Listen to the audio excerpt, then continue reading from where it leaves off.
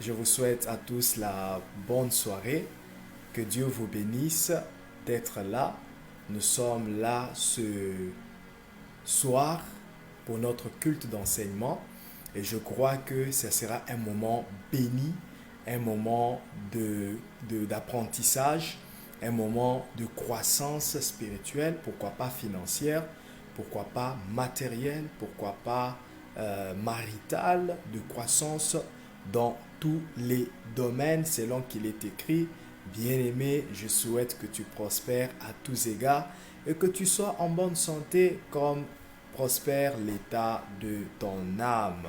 Pour dire que si l'état de nos âmes prospère, si l'état de nos âmes grandit, si l'état de nos âmes s'en va croissant, tous les domaines de la vie aussi s'en ira croissant, grandira, prospérera, parce que tout dépend de l'état de nos âmes. Amen. Que Dieu vous bénisse. Je crois que vous avez aussi passé un très bon moment d'adoration. Ces quelques minutes étaient pour vous des bons moments, des bonnes minutes d'adoration, si je peux dire ça comme ça. Alors, nous allons commencer notre partage de ce soir. Nous allons procéder à l'enseignement de ce soir sur le thème partenaire spirituel et financier, parce que c'est de cela que nous parlons en ce mois de septembre. Avant que je ne puisse aller loin, je vais juste me rassurer que mon son ou bien ma voix vous parvient très bien. Vous avez le son de ma voix avec une fiabilité à ne pas contester. Si c'est le cas, faites-le moi savoir. Si ce n'est pas aussi le cas, faites-le moi savoir. J'aimerais savoir si vous m'écoutez très bien. Que Dieu vous bénisse. J'ai un témoin à côté de moi. Je peux voir vos commentaires. Je peux voir vos commentaires si le son vous parvient. Et j'aimerais dire aux gens qui sont en train de faire monter le pouce, oui, c'est bien de faire monter le pouce, mais je ne sais pas ce que ça veut dire. Le pouce là, est-ce que ça veut dire que le son est bon ou bien ça veut dire que vous aimez le moment d'apprentissage?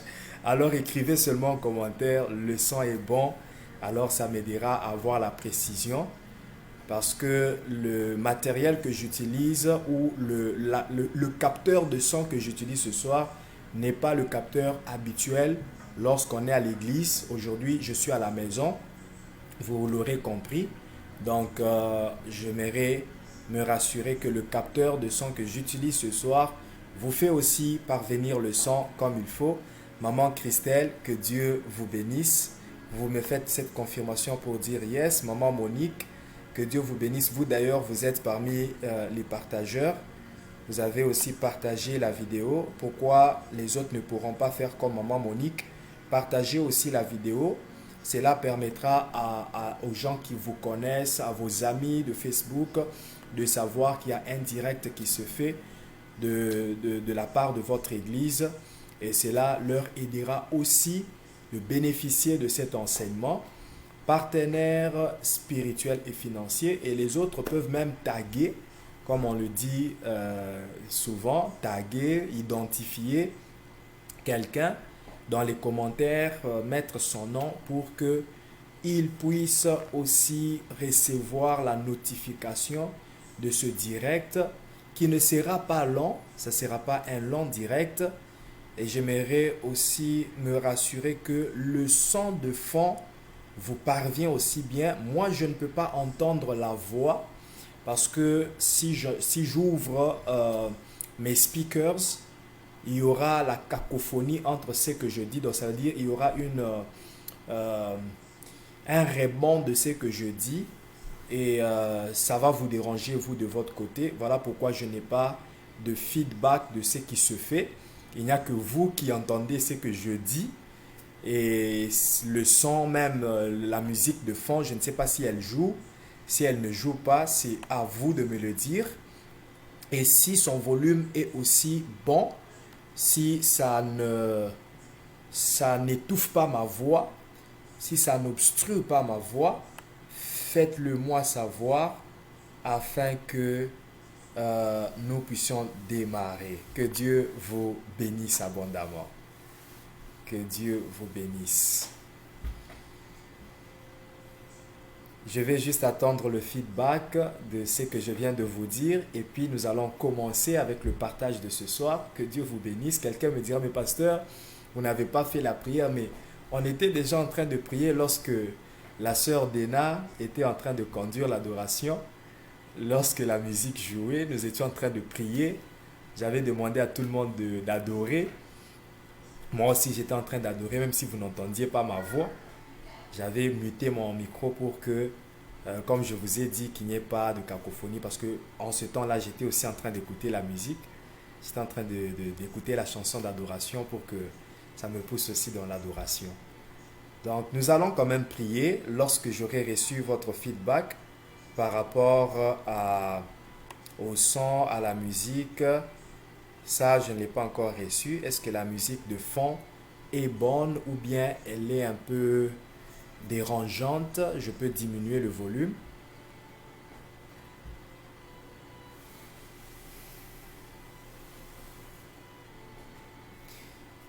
Jésus est merveilleux. J'étais en train de dire Jésus est merveilleux. Jésus est bon. Jésus est le plus précieux ami. Jésus est notre fidèle ami. Jésus est notre tendre ami. Jésus est notre tendre ami. Alors, le son de la vidéo, pas de la vidéo, mais le son de, ok, on me dit que le son est bon. Et là, je ne sais pas, sœur Aurélie, vous parlez du son de ma voix ou bien le son de la musique en sourdine parce que c'est là que je vais savoir si elle vous dérange. Ok, le son est bon. C'est-à-dire, le son de la musique en sourdine est bon. Sœur Aurélie, que Dieu vous bénisse abondamment. Maman Christelle, que Dieu vous bénisse abondamment.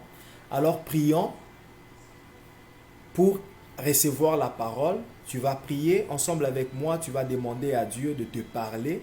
Que cette parole produise une connaissance, que cette parole produise un apprentissage de plus dans ta vie, que cette parole vienne pour te soutenir, que cette parole, quoi qu'elle soit un marteau, quoi qu'elle soit une épée, quoi qu'elle soit une sémence, quoi qu'elle soit de l'eau, mais l'objectif poursuivi, que ce soit ta croissance et non ta destruction.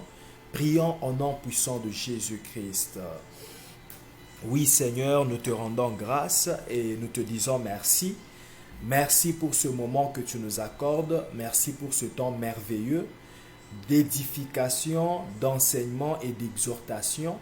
Merci éternel Dieu des armées parce que tu permets ce soir que nous soyons à ta table, réunis tous ensemble comme tes enfants, pour que tu puisses nous parler. Seigneur, je suis autant ton enfant, je suis aussi ton enfant autant que ceux qui vont entendre ma voix parce que tu as choisi que ma voix soit utilisée comme un canal, comme un instrument ce soir pour que les gens puissent t'entendre toi et non m'entendre moi parce que tout ce que je dirai serait basé sur ta parole.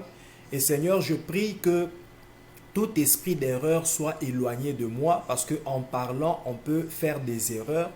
On peut dire une chose qu'on n'avait pas prévu de dire ou bien dans la foulée de mots, je peux dire quelque chose sans beaucoup réfléchir ou raisonner et le dire comme ça et me rendre compte que j'avais mal parlé. Mais je prie Seigneur éternel que le Saint-Esprit puisse toucher ma langue pour que je parle bien, éternel, dans l'objectif d'aider quelqu'un. Comme tu nous dis que la parole est utile pour enseigner, corriger, refuter l'erreur et puis nous convaincre. Seigneur, que cet objectif soit atteint dans nos vies pour la seule gloire de ton nom. Merci Seigneur Jésus-Christ. Amen. Que Dieu vous bénisse. Nous allons alors commencer notre enseignement de ce soir qui est intitulé Partenaires spirituels et financiers. Partenaires spirituels et financier. Bien-aimé, ce n'est pas une introduction, mais c'est la suite de l'introduction. Je m'excuse. Je disais que c'est la suite de l'introduction que nous avons commencé à faire dimanche. Parce que dimanche, on a parlé de 3 mots-clés. C'était les épreuves, le partenariat et le témoignage. S'il faut que je récapitule un peu ce que nous avons dit le dimanche, je vais le faire pour dire que les épreuves, c'est les tests. Le test que Dieu impose dans la vie de ses enfants pour atteindre un objectif spécifique. Les épreuves sont différentes de la tentation parce que les épreuves viennent de Dieu. Ça veut dire les épreuves sont les épreuves qui viennent de Dieu et la tentation sont les épreuves qui viennent du diable. Dieu ne peut pas tenter, la Bible le dit que Dieu ne peut pas tenter. Lorsque vous êtes tenté, ne dites pas que c'est Dieu qui vous a tenté. Ce sont juste vos convoitises et le diable qui vous a tenté, mais Dieu ne peut pas tenter. Alors les épreuves sont un test que Dieu est en train d'imposer à ses enfants pour voir comment ses enfants réagiront et quel est le degré de fidélité, d'amour et de soumission que les enfants de Dieu auront par rapport à ce test ou à ces épreuves.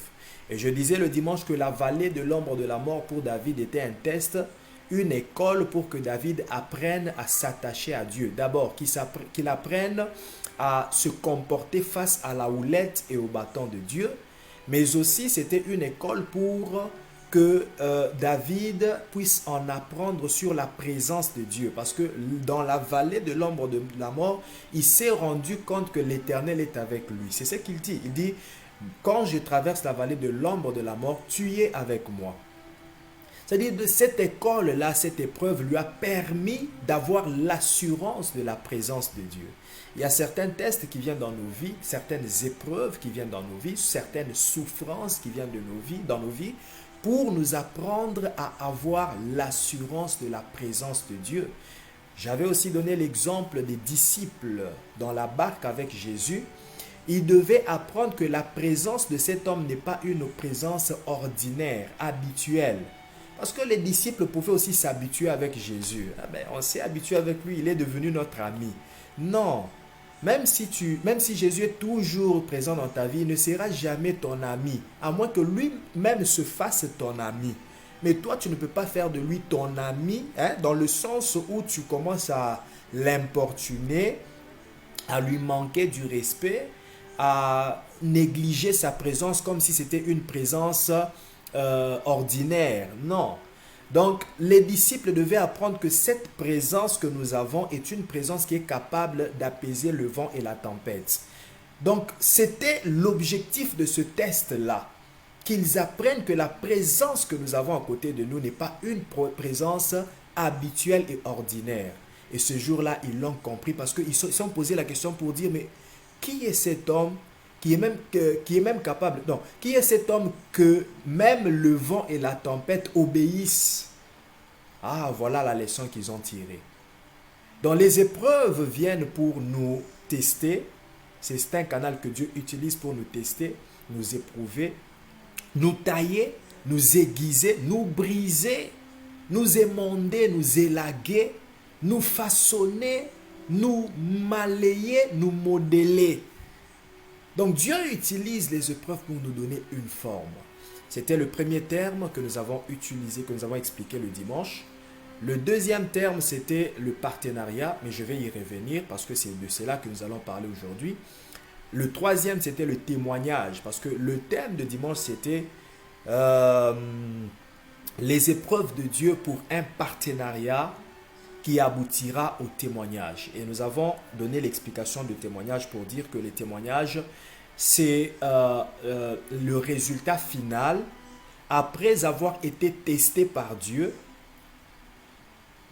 Et ce résultat est déterminé par notre comportement pendant le moment du test. C'est-à-dire pendant que Dieu est en train de t'éprouver, ton comportement va déterminer ce que Dieu va faire dans ta vie. Tu restes fidèle, Dieu te bénit.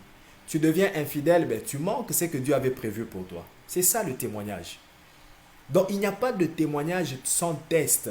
C'est pourquoi j'aime l'anglais qui dit testimony. Le premier mot qui sort de testimony, c'est test. Donc, il n'y a pas de testimony sans test. Il n'y a pas de testimony sans test. Il n'y a pas de témoignage sans épreuve. Donc, Dieu t'éprouve et si tu es fidèle dans l'épreuve, il te donne un témoignage. Et vous verrez ça dans la parabole des talents. C'est lui qui avait 5 talents. Il a été établi gouverneur de 10 villes. Pourquoi? Parce qu'il a été fidèle dans peu de choses. Le test, c'était, je te donne les talents. Si tu les fructifies, tu deviens gouverneur de 10 villes. Mais si tu ne le fructifies pas, le un talent, on te le ravit et tu es chassé. Tu es chassé, tu manques de tout, on te prive même de ce que tu avais. Donc, le témoignage d'être gouverneur de 10 villes dépend de ton comportement pendant le test. Et le troisième terme que nous avions utilisé, c'était le partenariat. C'était le deuxième terme, mais je l'ai mis en troisième ici. Nous avons dit que le partenaire, c'est un compagnon, c'est un associé, c'est un allié, c'est un représentant. Et c'est de cela que j'aimerais que nous puissions parler ce soir, pendant ces quelques minutes qui nous restent. Pourquoi est-ce que nous parlons du partenariat et de quel partenariat nous sommes en train de parler?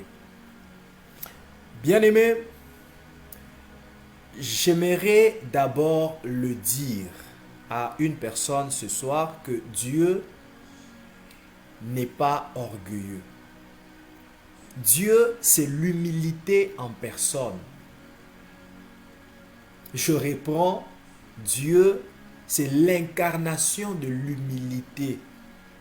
Voilà pourquoi Jésus, lorsqu'il a revêtu la chair, qu'il est venu sur la terre, il s'est rendu humble. La Bible dit il n'a même pas cherché à égaler Dieu. C'est-à-dire, il a utilisé une humilité telle qu'il s'est effacé que les gens ne savaient pas que cette personne est Dieu. Même le jour où lui-même dit aux gens que je suis Dieu, ils sont étonnés, disent mais attends, c'est quoi encore ces drôles de choses? Bien-aimé, je le reprends que Dieu est l'incarnation de l'humilité, Dieu est humble. Pourquoi est-ce que je dis ça? C'est pour que quelqu'un comprenne que Dieu ne fera jamais l'orgueil devant l'homme pour dire à l'homme que je n'ai pas besoin de toi. Non. Dieu, lorsqu'il a besoin de l'homme, il ne fait pas l'orgueil pour dire ben, je suis Dieu, je m'en fous de toi. Dieu s'humilie malgré le fait qu'il est Dieu, mais il dit à l'homme que j'ai besoin de toi. Et c'est ça le partenariat. Donc ce n'est même pas seulement nous qui avons besoin de Dieu pour que Dieu soit notre partenaire, mais Dieu a aussi besoin de nous pour que nous soyons son partenaire. C'est ainsi que Dieu avait besoin d'Adam pour que Adam lui représente sur la terre. Dieu n'a pas fait l'orgueil pour dire ben, je suis Dieu, je vais être dans les cieux, je vais aussi être sur la terre. Non, il a dit ben moi et les êtres spirituels, nous allons rester dans le spirituel. Mais nous aurons besoin de quelqu'un. Nous aurons besoin de quelqu'un. Moi, je m'étonne de voir aujourd'hui qu'il y a des gens qui n'ont besoin de personne. Pendant que Dieu a besoin des gens, mais toi, tu n'as besoin de personne. C'est juste un signe d'orgueil. Mais j'aimerais te dire ce soir que tu as été créé à l'image et à la ressemblance de Dieu. Alors, le Dieu qui t'a créé à son image, à sa ressemblance, a besoin de gens. Alors toi qui es créé, toi la créature, comment est-ce que tu ne peux pas avoir besoin des gens? Tu as besoin de quelqu'un. Parce que d'ailleurs, tout ce qui est autour de toi est l'œuvre d'une personne. C'est l'œuvre d'un homme. Le téléphone que j'utilise, parce que je suis en train d'utiliser un téléphone comme capteur d'image, ce téléphone est créé et fabriqué par quelqu'un. L'ordinateur que j'utilise pour diffuser le live a été conçu et fabriqué par quelqu'un. Le téléphone que tu utilises pour suivre ce live est l'œuvre de quelqu'un. Le sofa sur lequel tu es assis pour suivre ce live est l'œuvre de quelqu'un. L'auto dans lequel tu entres pour aller au travail est l'œuvre de quelqu'un. l'eau qui coule dans ta maison, la personne qui a fait que les canaux d'eau dirigent l'eau jusque dans ta maison, c'est un homme, c'est une personne. Comment peux-tu dire que tu n'as besoin de personne? Tu veux faire ta vie isolée. Toi, tu n'aimes pas les gens.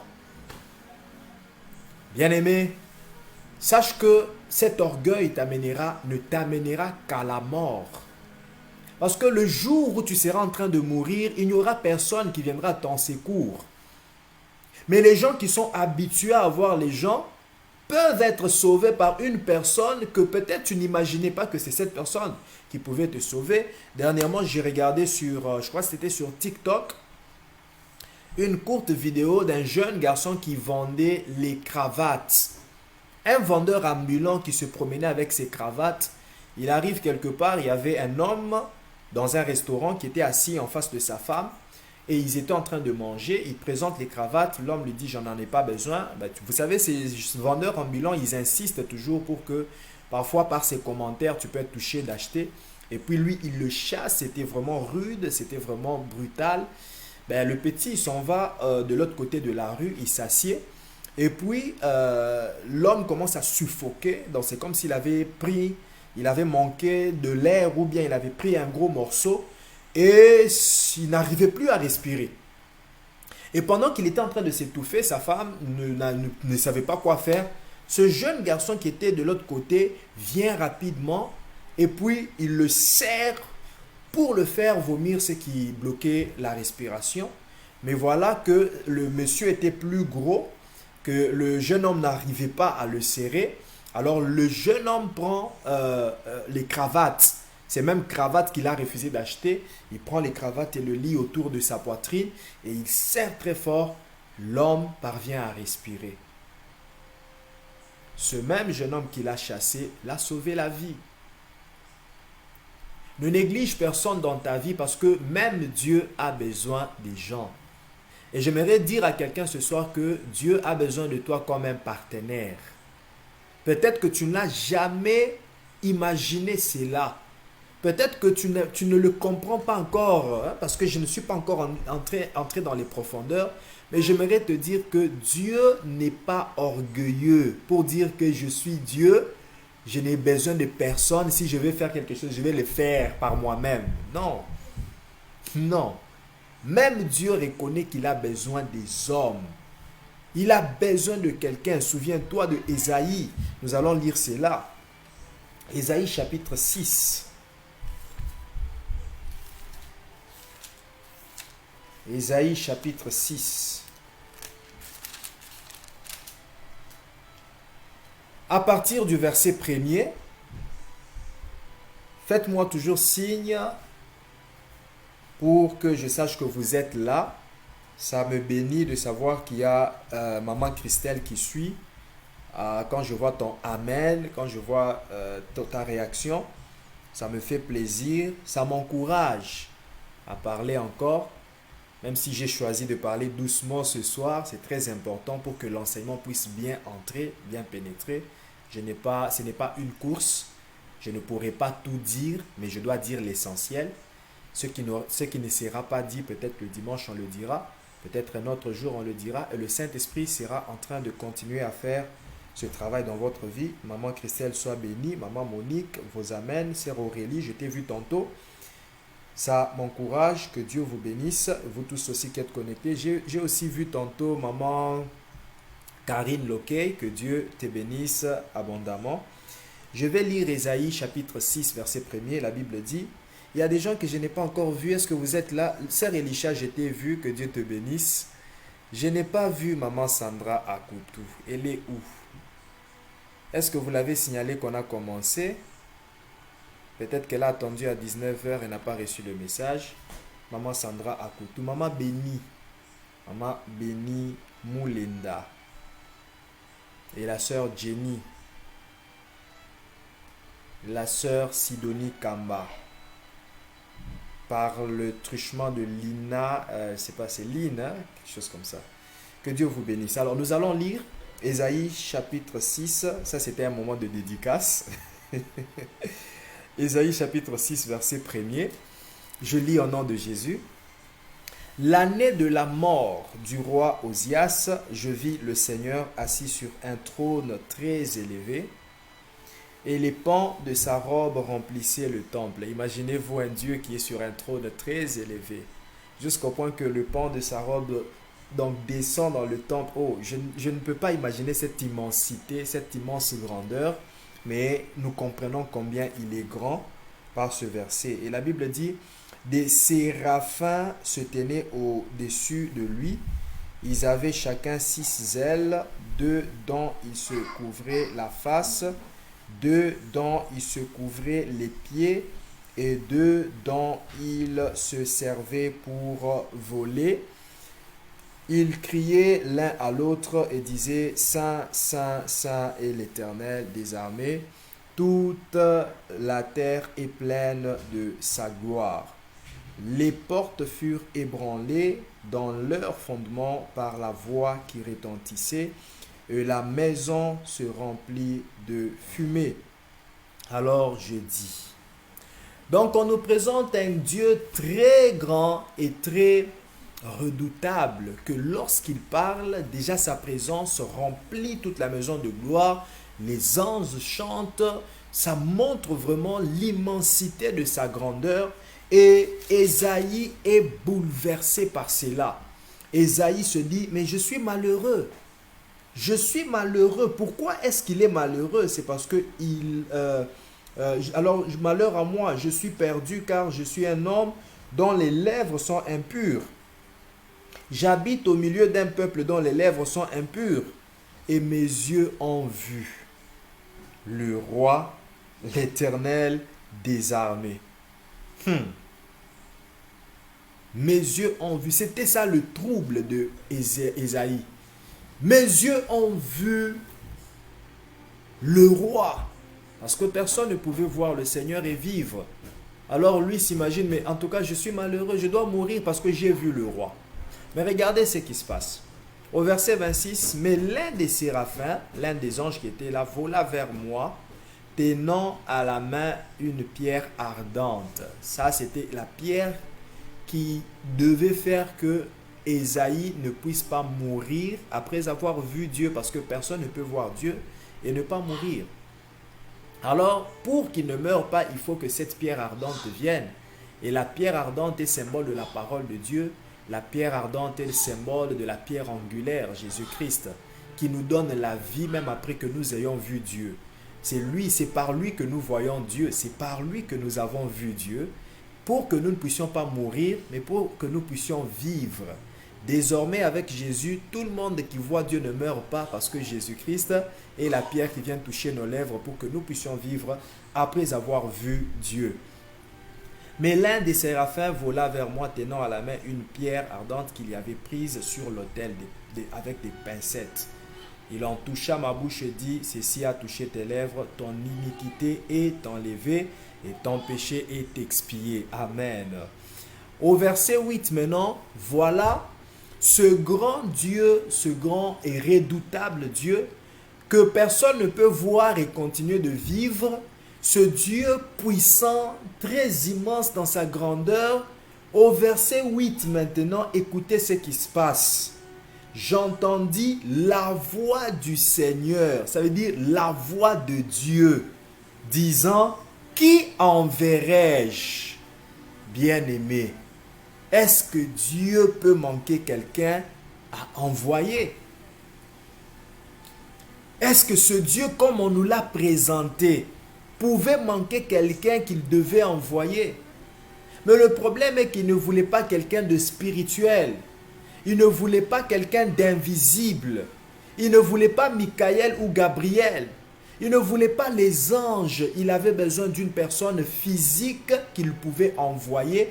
Donc Dieu avait besoin de quelqu'un. Et Dieu se pose la question, qui enverrai-je? Ça veut dire, Dieu était dans la crise de personnes honnêtes, sincères, disons des personnes dignes de confiance.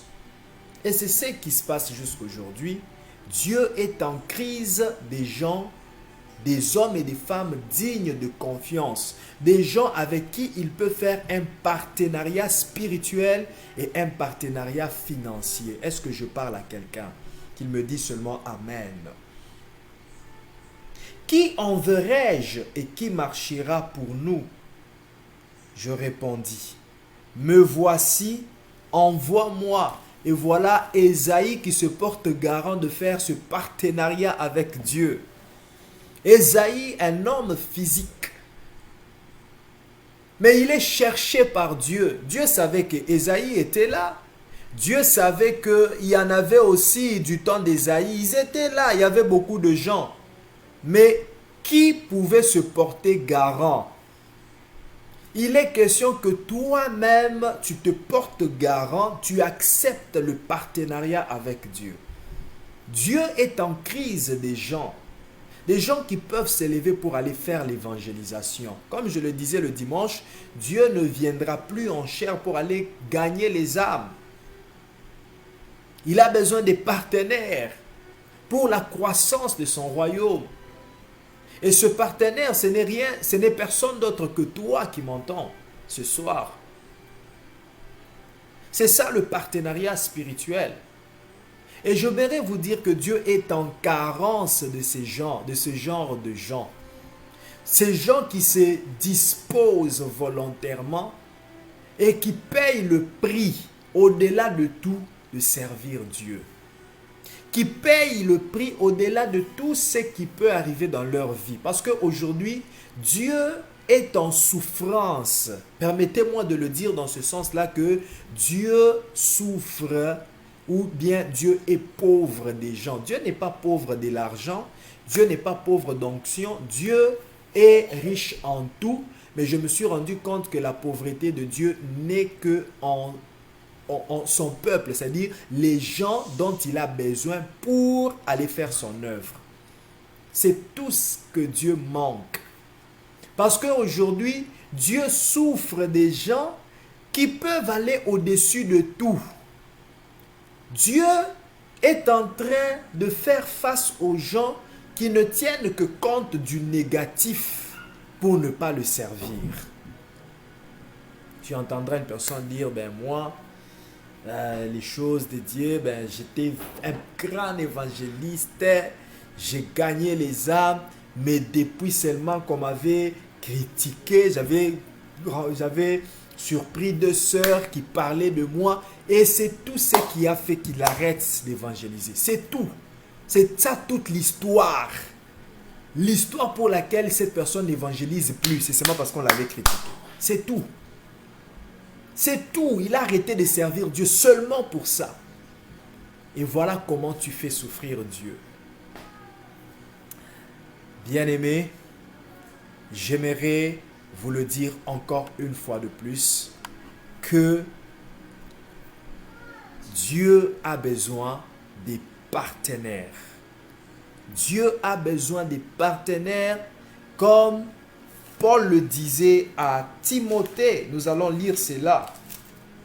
Des gens qui vont au-delà des critiques, des gens qui vont au-delà de tout ce qui peut arriver, des blâmes, des tempêtes et des vents, des secousses dans les églises, de tout ce qui peut arriver, des divisions, même des mauvais témoignages de certains serviteurs de Dieu. Parce qu'il y en a aussi qui se refroidissent parce qu'il a entendu que tel serviteur de Dieu est tombé, tel serviteur de Dieu a fait ceci. Et puis c'est tout ce qui lui refroidit, il n'arrive plus à servir Dieu. Mais Dieu a besoin des gens qui vont au-delà de tout cela pour continuer à le servir et dépeupler le monde de ténèbres pour peupler le royaume de Dieu. C'est ainsi que Paul dit à Timothée, je crois que je suis sur le bon passage, sinon je vais encore continuer à chercher.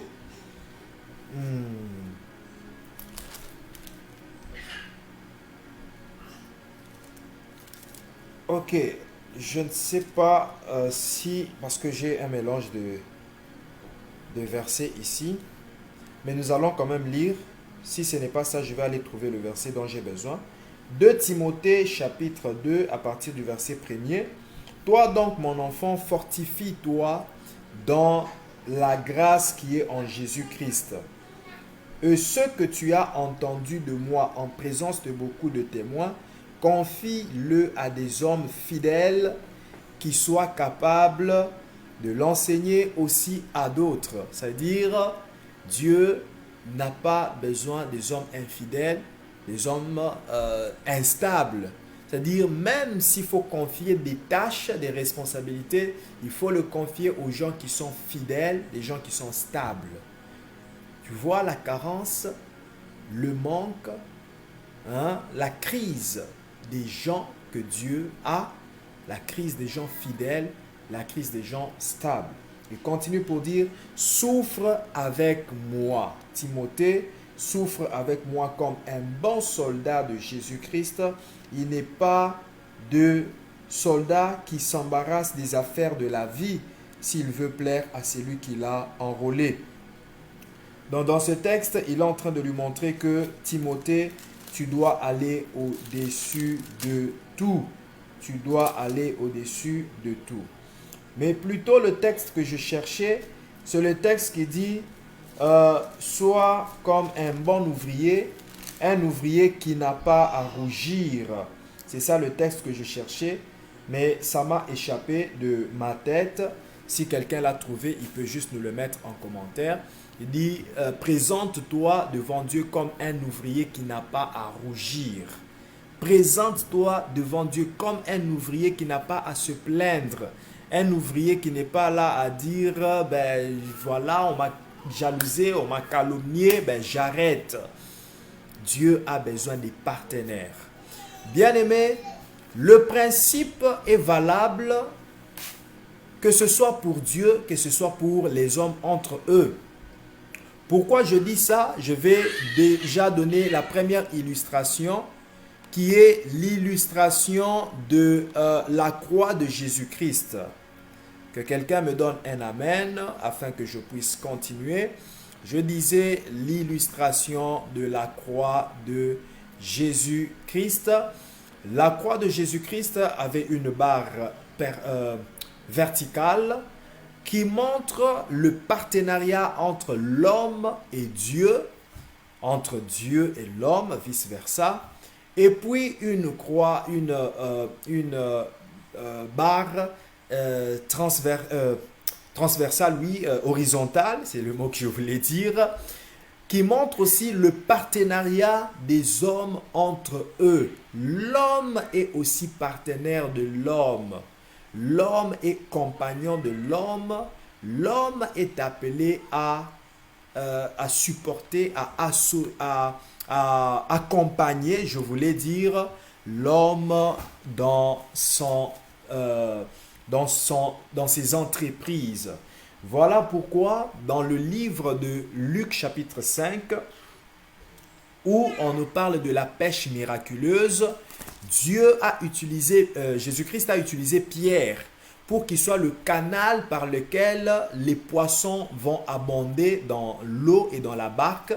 Et voilà qu'ils ont attrapé beaucoup de poissons, mais Pierre par lui-même ne pouvait pas tirer les filets. Il a eu besoin d'André, il a eu besoin de Jacques, il a eu besoin de Jean. Il a aussi eu besoin des autres disciples qui étaient loin. Parce que la Bible nous dit, je vais lire cela au verset... déjà au verset 7, il dit ils firent signe à leurs compagnons, qui étaient dans l'autre barque de venir les aider. Ils vinrent, ils remplirent les deux barques au point qu'elles enfonçaient. Et au verset 9, il dit car l'épouvante l'avait saisi, lui et tous ceux qui étaient avec lui à cause de la pêche qu'ils avaient faite. Verset 10, il en était de même de Jacques, de Jean, et fils de Zébédée, les associés de Simon. Ça veut dire même Simon avait des associés. Il avait des associés, des partenaires, des compagnons. J'aime ça quand la Bible dit que ils firent signe à ceux qui étaient dans l'autre barque.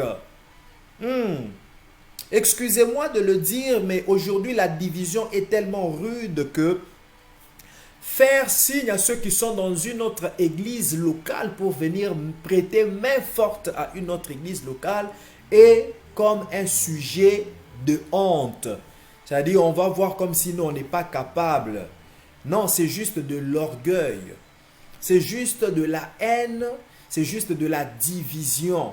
Ce n'est pas un péché si les membres de cette église, les ouvriers d'une église locale quelconque viennent prêter main forte à une autre église. Et je le dis aussi à la honte de beaucoup de serviteurs de Dieu, lorsqu'on on sollicite même certains ouvriers, ils ont peur de perdre leurs fidèles comme s'ils étaient leurs fidèles. Et pourtant, ce sont les fidèles de Dieu. Ils ont peur de dire que mais si je les envoie, ils risquent de partir pour de bon. Il y a quelque chose qui va les retenir là-bas, donc que je garde mes gens avec moi. J'étais très heureux, mais à la fois aussi triste. Hier, quand nous avons tenu l'intercession, je me suis rendu compte que beaucoup de serviteurs de Dieu ne répondent aux invitations que si c'est eux qui sont aligné à intervenir. Donc lorsqu'on t'invite dans une manifestation et que tu n'es pas l'intervenant, il s'est dit, ben, qu'est-ce que je vais aller faire là-bas? Mais si l'intervenant, ben, là, il va venir parce que c'est lui qui doit intervenir. Donc, ce sont des mauvaises habitudes que nous cultivons en tant que serviteurs de Dieu. Et je crois, à mon humble avis, que Dieu n'est pas content avec ces genres d'attitudes. Ces genres d'attitudes qui ne font que nous séparer, qui ne font que nous éloigner les uns des autres. Pourtant, nous sommes des braises enflammées qui doivent rester ensemble pour que le feu du réveil augmente encore, surtout dans ce pays, le Canada. Ils appellent ceux qui étaient dans l'autre barque afin qu'ils viennent les prêter main forte. Nous avons prié hier. Il y avait quand même les membres de l'église Hope of Grace, si je ne me trompe pas, Hope of Grace ou Hope of Glory, qui est dirigée par l'apôtre Gédéon Landou. Il y avait le pasteur Jean-Jacques qui était là avec le frère Enoch et le frère Déo. Je n'ai pas oublié les noms. Que Dieu vous bénisse. Le pasteur Christian était là. Et il y avait aussi les membres de la transfiguration qui étaient là. Nous avons prié, pas pour nous-mêmes, nous avons prié pour le corps du Christ. Nous avons mentionné les noms des pasteurs que nous connaissons ici au Canada. Nous savons que l'œuvre de Dieu n'est pas facile, humainement parlant, n'est pas facile. Nous avions ce devoir de prier. C'était pas par sentiment ou bien par prestige que nous le faisions, mais c'est un fardeau qui est dans nos cœurs.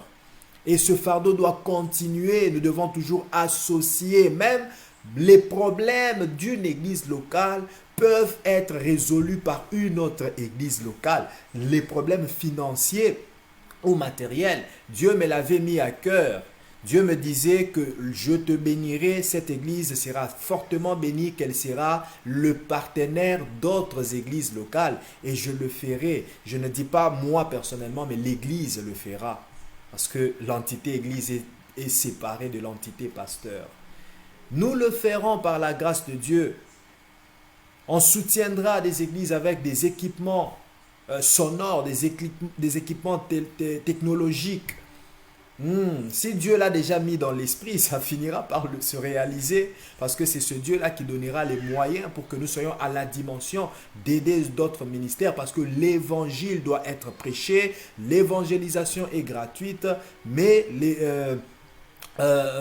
l'évangile est gratuite, mais l'évangélisation demande des moyens.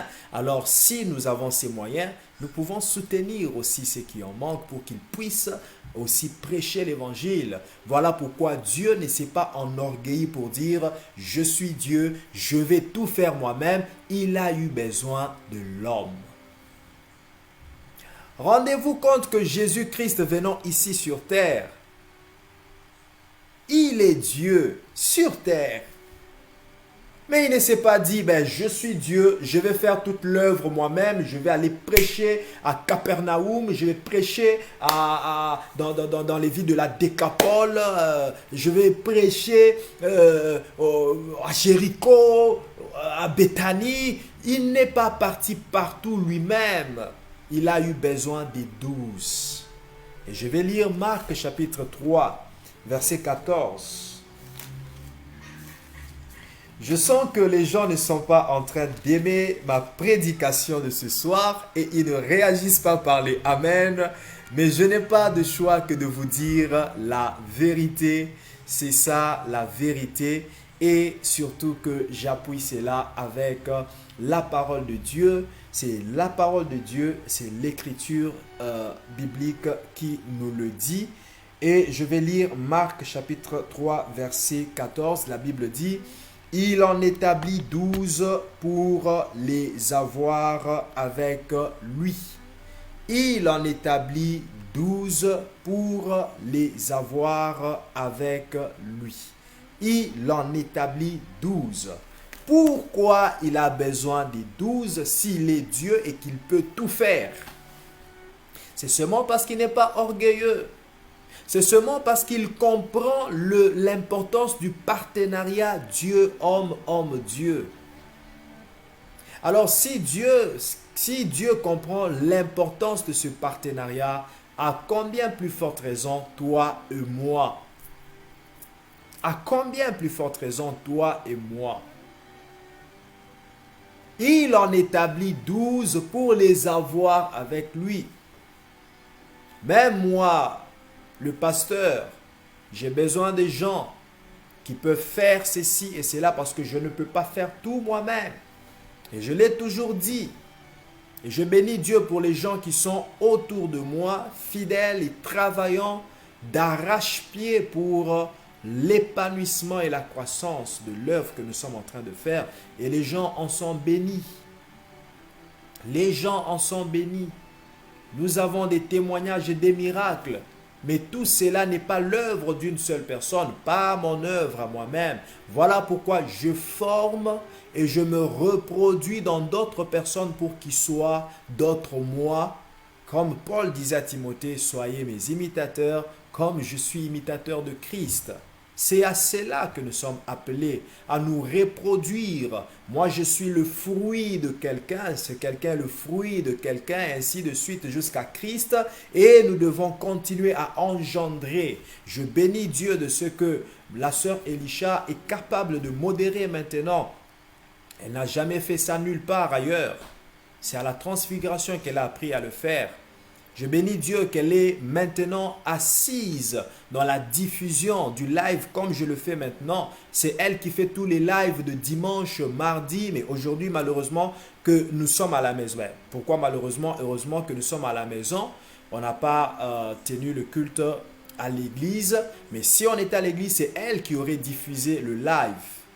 J'ai besoin de gens autour de moi. J'ai besoin des gens qui soient dignes de faire, d'accompagner cette œuvre, d'être des partenaires. Les ouvriers sont des partenaires de l'œuvre. Les ouvriers sont des partenaires dans l'œuvre. Les disciples sont des partenaires de Christ. Il en établit 12 pour les avoir avec lui. Il ne s'est pas dit, je suis Dieu, je vais tout faire. Sinon, il serait orgueilleux. Mais Dieu n'est pas orgueilleux. Souviens-toi de ce que je t'ai dit au début. Dieu est le plus humble. C'est l'incarnation de l'humilité. Voilà pourquoi il a besoin de l'homme. Et vous vous rendrez compte qu'il n'a pas seulement besoin de l'homme pour ce qui est spirituel, mais il a aussi besoin de l'homme pour ce qui est financier. Bien-aimé, l'œuvre de Dieu fonctionne avec l'argent et Dieu le sait. Voilà pourquoi Dieu donne l'argent à ses enfants pour que ses enfants puissent soutenir son œuvre. Et c'est un, comment on appelle ça? Mon signe explique déjà tout, même si le mot n'est pas venu. Mais c'est un échange ou c'est un cercle vicieux. C'est un cercle. C'est un cercle qui continue, un cercle qui continue, un cercle continu. Il te donne l'argent, tu contribues dans son œuvre, il t'en donne beaucoup, tu contribues dans son œuvre, il t'en donne encore, tu contribues dans son œuvre. C'est ça le partenariat financier que nous faisons avec Dieu. Et par la grâce de Dieu, nous allons aussi en parler le dimanche. Alors, je vais clôturer mon speech, mon discours de ce soir pour dire à quelqu'un que Dieu a besoin de toi comme un partenaire, pas seulement spirituel, mais aussi un partenaire financier. Et par là, je vous ai montré comment Dieu s'est humilié pour avoir besoin de l'homme. Dans tout le parcours de l'humanité, il a eu besoin de Noé pour construire l'arche, afin de sauver l'humanité. Il a eu besoin de Moïse pour faire sortir les enfants d'Israël d'Égypte. Il a eu besoin de Pierre afin d'utiliser sa barque et prêcher l'évangile, prêcher aux gens autour du lac Génézareth. Il a eu besoin de Joseph d'Arimathée pour qu'il puisse l'aider à porter sa croix, le bois. Il a toujours besoin des gens. Dieu a besoin des partenaires. Comprends que tu es un partenaire pour Dieu. Il suffit juste que tu acceptes le partenariat comme Ésaïe l'a accepté pour dire « Me voici, envoie-moi ». Le partenariat spirituel et le partenariat financier. Le partenariat spirituel, comme je le disais le dimanche, consiste à l'évangélisation, l'intercession, l'adoration. Il y a des gens qui peuvent conduire l'adoration. Bref, l'œuvre de Dieu. Et le partenariat financier, c'est l'apport de tes biens, de ton argent dans l'œuvre de Dieu pour que l'évangile puisse être annoncé et que l'œuvre de Dieu puisse grandir, que les gens soient bénis. Nous reviendrons sur le partenariat financier parce que dimanche, nous avons un grand culte une matinée de bénédiction d'alliance. Nous avons une matinée de bénédiction d'alliance dimanche à 10 heures juste. Et le thème que nous allons exploiter, c'est les merveilles du partenariat financier. Que Dieu vous bénisse. Inclinons nos têtes en prière. Seigneur, nous te disons merci pour ton amour et ta bonté. Merci de nous avoir tellement bénis ce soir. Merci, éternel Dieu des armées, parce que tu nous as enseigné, et je crois de tout mon cœur que chacun de nous a eu à capter quelque chose de pertinent, une connaissance, un approfondissement. Merci pour tout ce que tu as fait ce soir. Laisse que cette parole puisse s'asseoir au profond de nous et détruire l'œuvre du diable, les pensées du diable, toutes les stratégies démoniaques et sataniques qui empêchent ou qui veut empêcher quelqu'un d'être le partenaire de Dieu. Seigneur, que la puissance du Saint-Esprit nous délivre de l'égoïsme, de la haine, de la division, de la séparation, de l'isolement, que la puissance du Saint-Esprit nous rapproche ensemble encore pour que nous soyons les partenaires les uns des autres, comme tes disciples étaient associés, partenaires entre eux pour la croissance de l'œuvre. Merci Seigneur, parce que dans les jours qui viennent, les églises locales inviteront d'autres églises locales pour le soutien mutuel et la croissance du corps du Christ, l'épanouissement du corps du Christ, comme les disciples pouvaient inviter ceux qui étaient dans l'autre barque pour les venir en aide. Je te dis merci pour cette soirée et que le nom de Jésus, seul le nom de Jésus soit glorifié. Reçois aussi l'offrande que nous te donnons ce soir pour la seule gloire de ton nom. Nous avons ainsi